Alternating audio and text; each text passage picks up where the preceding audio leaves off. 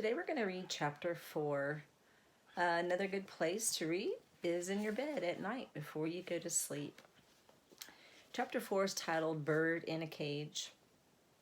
When I finally get to Park Road, I head into A.C. Peterson Farms, which is a weird name for a restaurant. They have pictures of cows inside and outside, but it's on a busy street with tons of stores. I wonder if there is a restaurant somewhere in the middle of nowhere named Crowded City. My mom is waiting. "Where have you been?" "I've been worried sick," she says, wiping her hands on her apron. "I missed the bus and I had to walk." She shakes her head. "Sit yourself right down there and start that homework of yours," she says, nodding toward the end of the counter. "The same place I always sit. A place where she can keep an eye on me," she says. "Anything you want to tell me?" She seems tired. "They called you, didn't they?" I asked. "Yeah. I don't know why you would do such a thing, Allie." She sounds sad instead of mad, which is worse, I think. There is a tray full of glass sundae dishes filled with brightly colored ice cream. Strawberry, pistachio, black raspberry. I love ice cream. Pink, green, and purple. I like the colors next to each other and wonder what kind of impossible things I can draw about ice cream. Maybe melting rivers of it. And a man with a cone-shaped head sitting in a banana split dish rowing with a spoon. "Allie, are you listening?" "Oh, sorry," I mumbled, pushing off the floor with my foot to spin on the padded stool.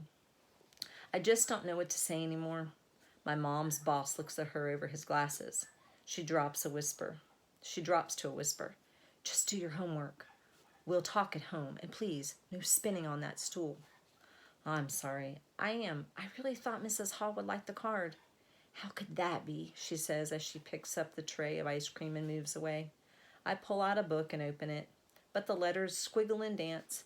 How are other people able to read letters that move?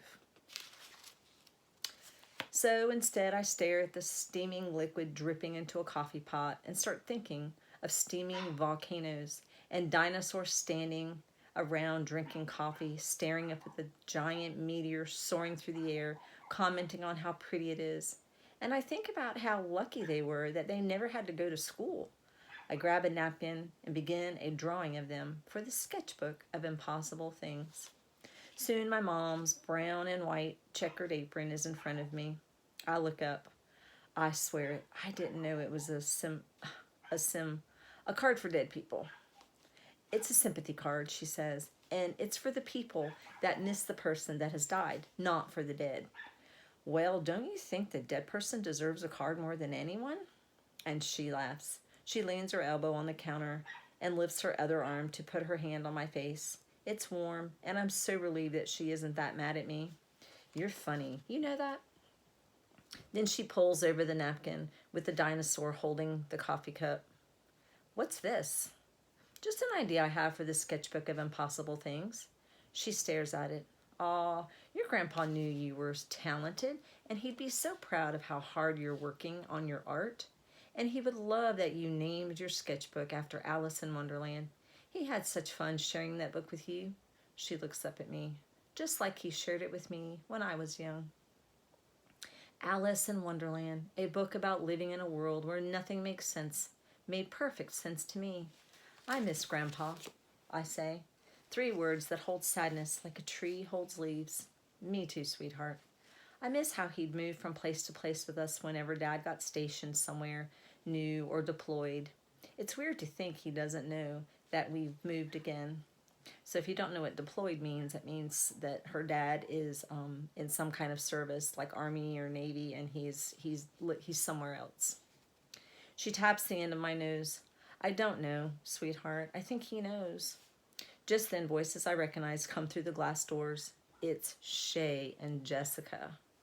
When I turn around, Shay says, "Well, look who's here. It's Allie Nickerson." They know my mom works here and have seen me here before, so I figure it isn't a coincidence that they're here. "Allie," Shay says, "you never came back to class. We were worried about you." What a joke that is. I turn back around while they whisper. Then Jessica asks, "Why don't you come sit with us?" Her voice reminds me of a pin hidden inside of a candy bar. My mom motions with her head that I should follow them. Go ahead, sweetheart, you can take a break. I give my mom the please just stop eyes while Shay mimics the words sweetheart in a baby voice. I guess my mom didn't hear because she whispers, my new friends would be good, Allie. It wouldn't hurt you to at least give them a chance. Someone comes to seat them, but Shay asks, can we just sit at the counter? Great. Once they sit, there are 2 stools between them and me. My mom leans in and whispers, why don't you move down and sit with them? They're reaching out, Allie. Reaching out with a bottle of poison. I think back to one of our apartments where the landlords kept llamas in their field. I love them, but Mom said they smelled. I whisper back, it's more like that you'd buy me my own pet llama than me sit with them. She half smiles. What shall we name the llama? I squint and shake my head. She makes that exasperated sound. So stubborn. Shay and Jessica stare at us like 2 cats watching birds in a cage. My mom takes her pad out and walks over to them. Hello, girls. What can I get you? Jessica orders strawberry ice cream, but when Shay orders chocolate, Jessica tells my mom, oh, that sounds good. I'll have the chocolate instead. I roll my eyes. Typical Jessica. As soon as my mom is gone, Shay asks, so, Allie? I look over. Why would you give Mrs. Hall that card? That's like really mean. Since there's no good answer to give, I stare at the page in my book. I'll ignore them. I've taken their teasing before. Jessica laughs. Has your mother always been a waitress? No, I blurt out. She used to be an astronaut. They break into laughter, and over near the kitchen, my mom smiles. She thinks I'm bonding with them. My father, Jessica begins, owns his own flower business. And he says, Shay interrupts, Allie, maybe you can be a waitress when you grow up, but can you read the flavors of ice cream for me? I'm having trouble.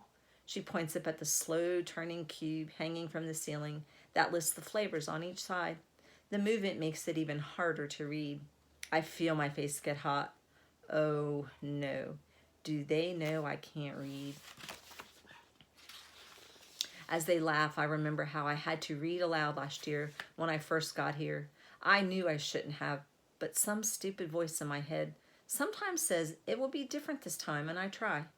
And I always fail. That day, I read that macaroni can swim up to 20 miles an hour. It was supposed to be a manatee. The class laughed, of course, but so did the teacher, so I tried to pretend that I had done it on purpose. I get up, walk behind them, around the corner and into the back room.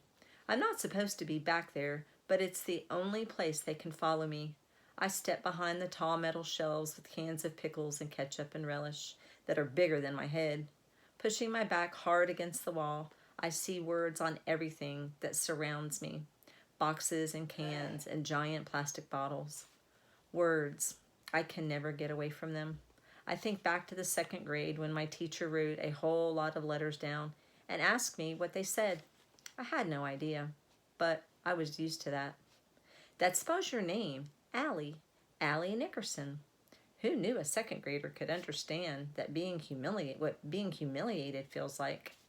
Tears begin to come, but I swallow them because I know I'll be found soon. I worry so much about them knowing my secret that my stomach feels like I've been kicked in the guts. Allie, my mom asks as she comes around the corner, your friends have gone. What are you doing back here? I can't tell her, thinking I have friends makes her so happy. Honey? I was checking the ingredients of ketchup. Her eyebrows bunch up. She knows something is up, but I walk past her before she asks another question. I walk back out into the restaurant with her following and sit next to Shay and Jessica's matching empty dishes. It feels like they should mean something, like maybe I'm an empty dish compared to everyone else. But mostly those dishes make me feel like this year will be the worst year I've had so far. And that's really saying something.